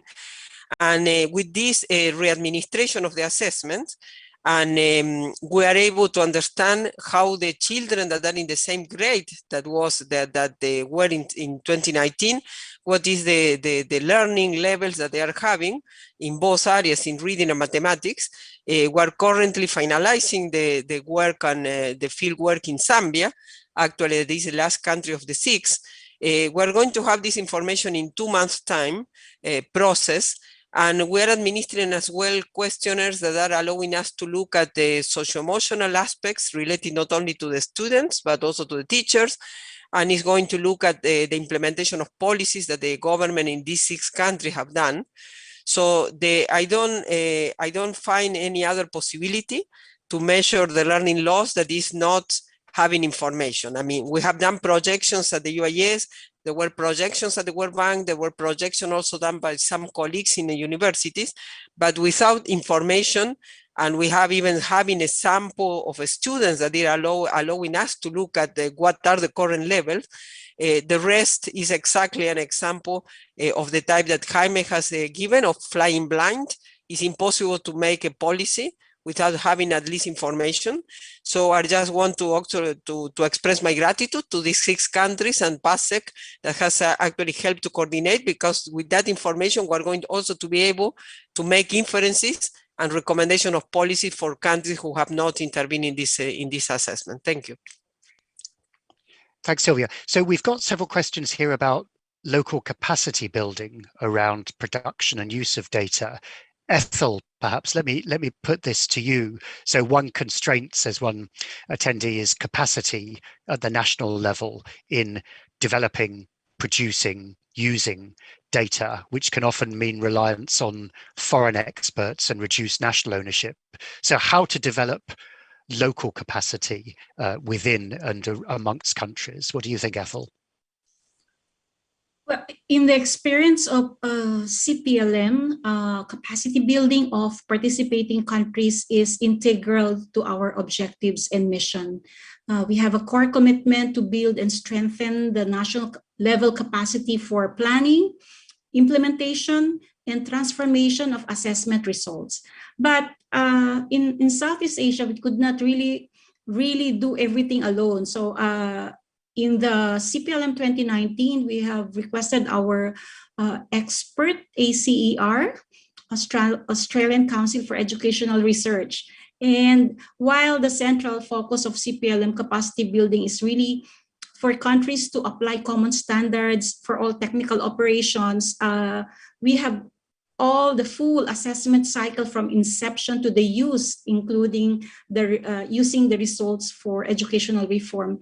And we did a lot of capacity building for national technical team, for policymakers who are involved in CPLM management, face-to-face training that time, and even having regional and country level. So our components are two: capacity building at the regional level and capacity building at the national level. So webinars, guideline resources, and right now, quality assurance. So we created a space actually for networking, peer learning. We meet each other in different countries, mentorship and collaboration between countries on learning assessment. So we have a regional steering committee, and we have experts coming from other parts of the world. So, and it involves a range of experts on assessment. But in the years to come, probably we would like to strengthen our capacity, our collective regional expertise in learning assessment.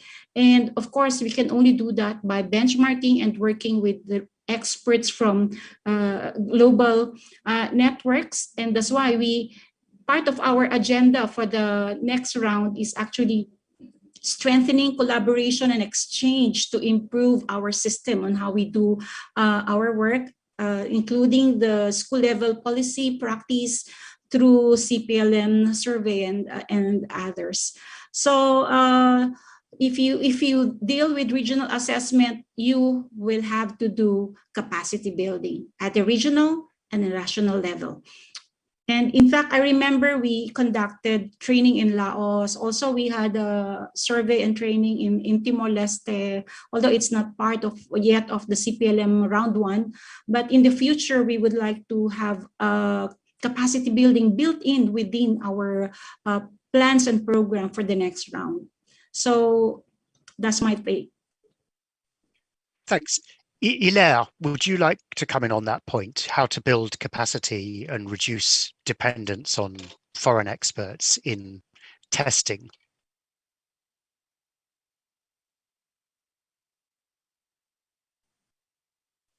Oui, merci. Je voudrais vous remercier pour cette question. Thank you for that question.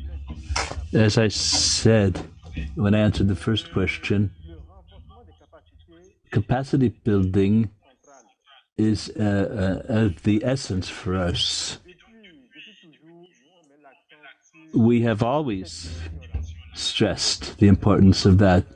It is important, as I said before, in the evaluation process. There's always, in the 5-year evaluation period, there are always phases of capacity building for the countries regarding each step in evaluation. For example, the countries must know how to develop the instruments, how to devise systems that correspond to the objectives of evaluation. For example, when it comes to there's the teaching capacity of teachers, the didactic dimension. This is something we don't often find in the countries. So the whole process of evaluation comprises several phases of capacity building. When we look at data, we have to determine whether the data is in phase with capacity. If there's a country that cannot use the data, that cannot exploit the data because they don't have the capacity, there's a problem. of using the data in the educational process. That's why we also emphasize the training of the national stakeholders so that they can use the data, how to use the data, how to exploit it, how to launch a search on data. Because not all the technicians are really trained to use the data, so therefore we have to build that capacity. We have to teach people how to use the data. Now, briefly, the indicators for learning are essential, and it's essential for each country to have stakeholders who master the process. That's why I spoke about national evaluation systems. If there aren't the stakeholders who can carry out the evaluation from A to Z, it is difficult to carry out a national evaluation. For example, in each country, there's a team made up of different profiles, teachers, statisticians, computer scientists, etc., who make up a team that carry out the evaluation. And in that team, normally that team should be stable. I mean, you train people for evaluation, and imagine that for the next cycle, there are 3 or 4 people who are no longer in the team. Therefore, they have to start up everything from scratch, which means the countries can't really capitalize on the previous evaluation. So it's therefore important for countries to have a system in which the stakeholders develop their capacity, and that can be beneficial to the country. That would mean that each country could be autonomous and can carry out its own national evaluations in a perennial and stable way. Thank you. Okay, thanks, Hilaire.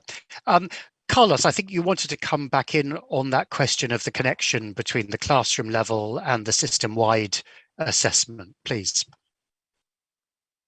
Okay. I don't...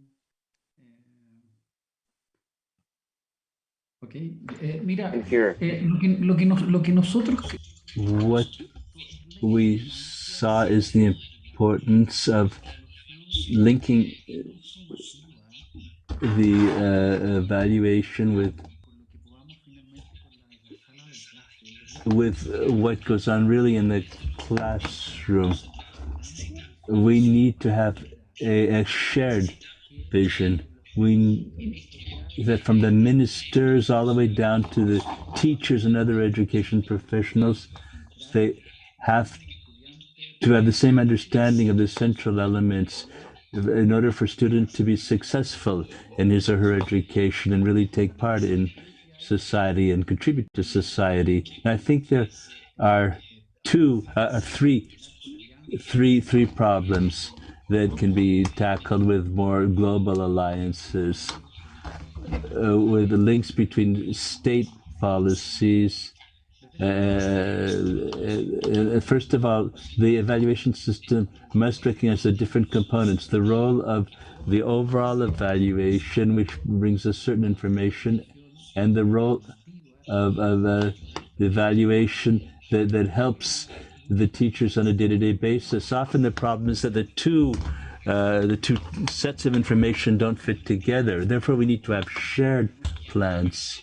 And we think that we need instruments to vary the overall evaluation and its connection with the more concrete evaluation. Another thing is that the school managers and teachers must be involved with the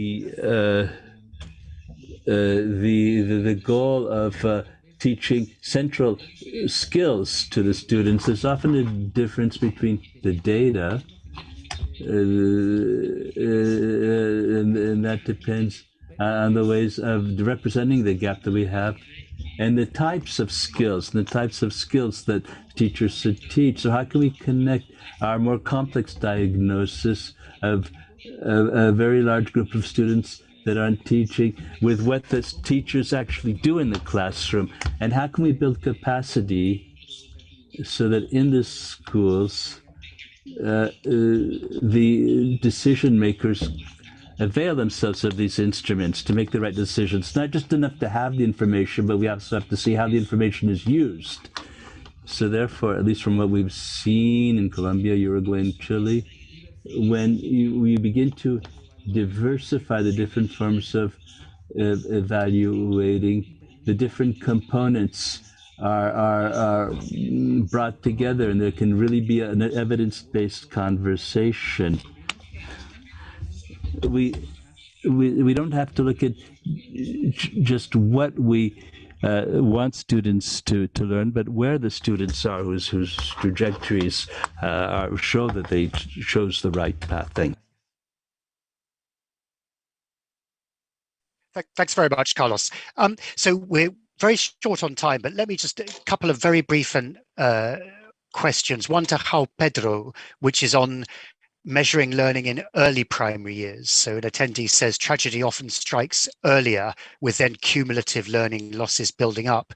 So if we focus on age 10, are we missing out? Do we need earlier, perhaps at age 8 or younger, to really track the beginnings of the problems more effectively? João Pedro. Absolutely. And this is why, we are encouraging countries to be thinking about the measurement of learning at 2 grades.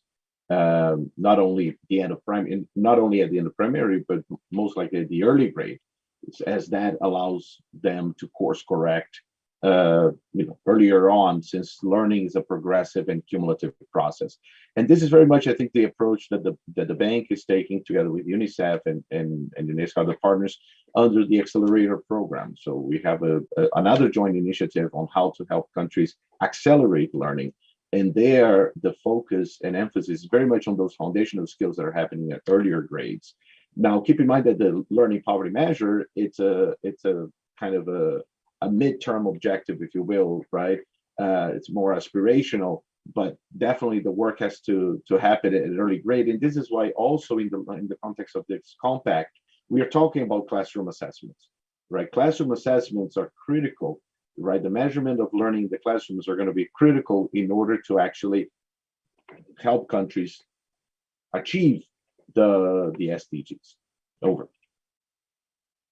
Thanks. And Sylvia, very briefly, something on the country ownership of data. So how can we best leverage the global proficiency framework country by country to help ministries design data collection that will be locally owned while yielding comparable data?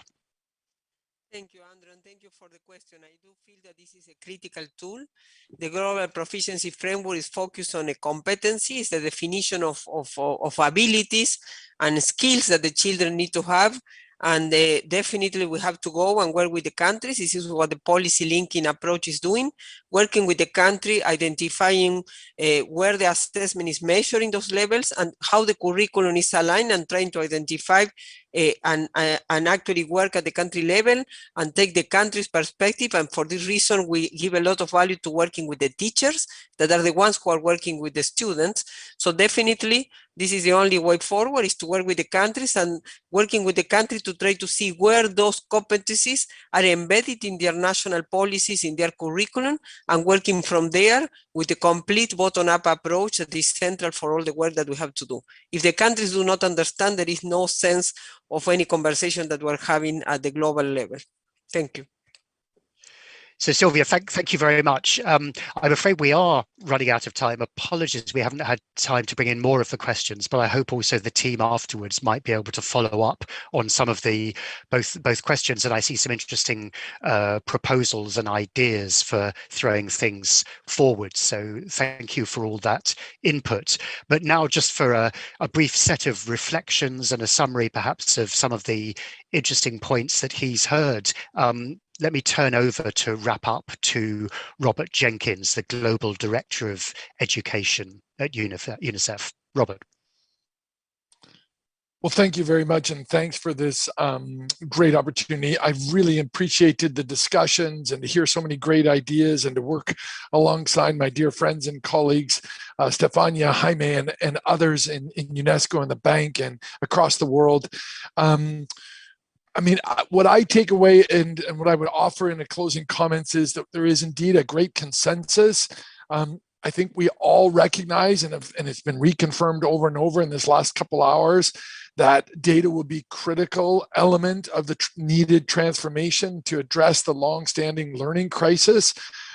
Obviously, we cannot improve what we don't know, meaning all of us at the global level, at national level, regional level, within classrooms.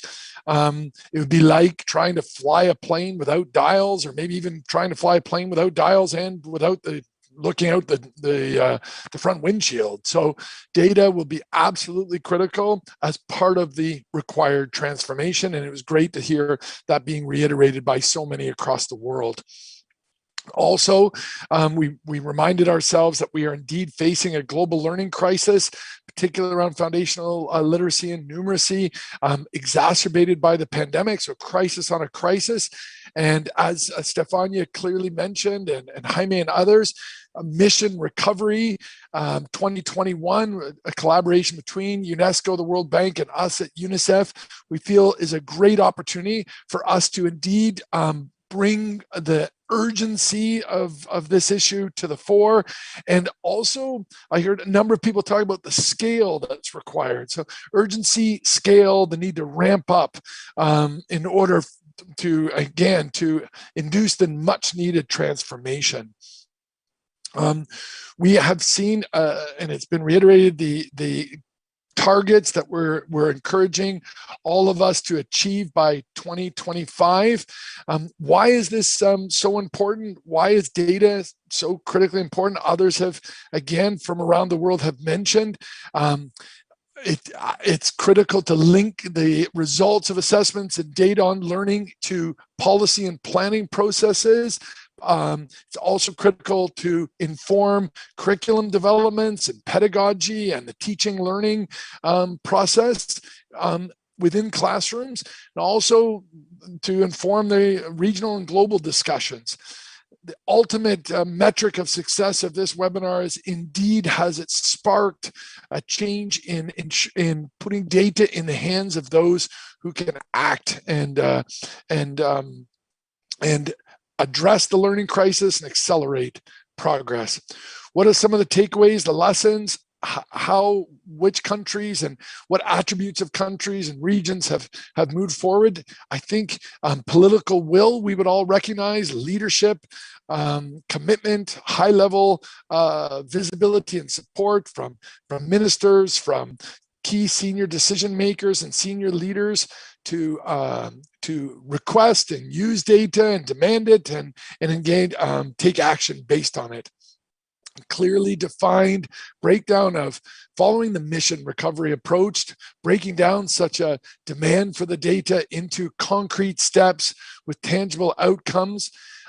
Capacity building has come up repeatedly within the system, right down at teacher level, using data to inform teaching practices, but also at the supervisor, district, province, head of state, national level, head of state level, and globally. How do we build the capacity and systems, again, that we can act on this data in an ongoing way has come up and I was very reassured.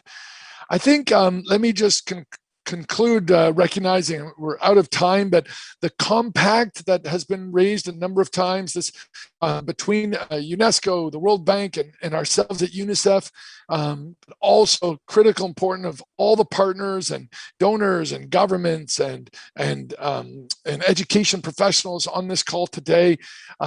We recognize how we will require such a movement in order to indeed reach this 2x2x2 framework, which the compact is proposing, measuring at least 2 subjects, 2 grades, 2 planned events by 2025. This partnership is absolutely critical, working all together with this common vision. Will be a very big tent approach.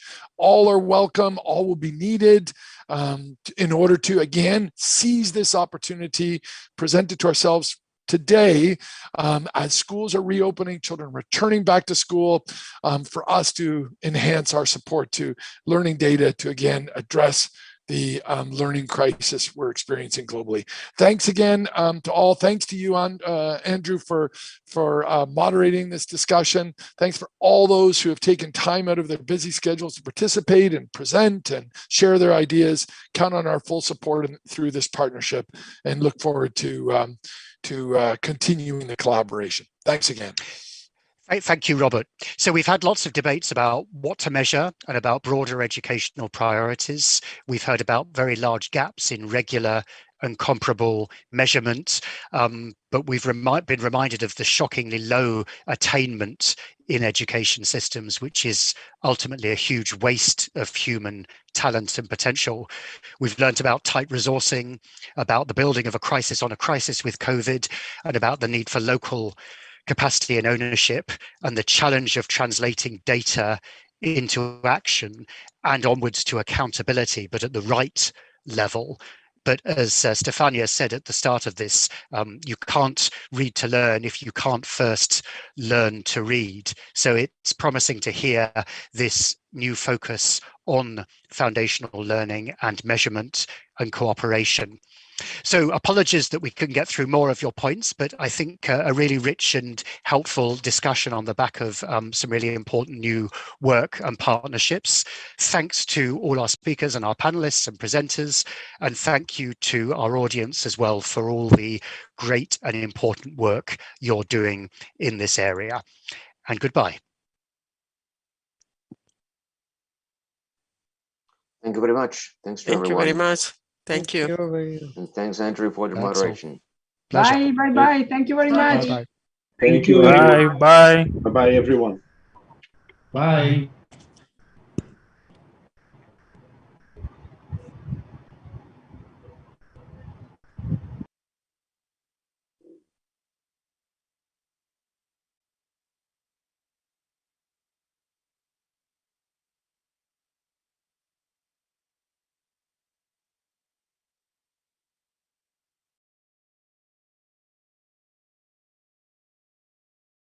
Recording stopped.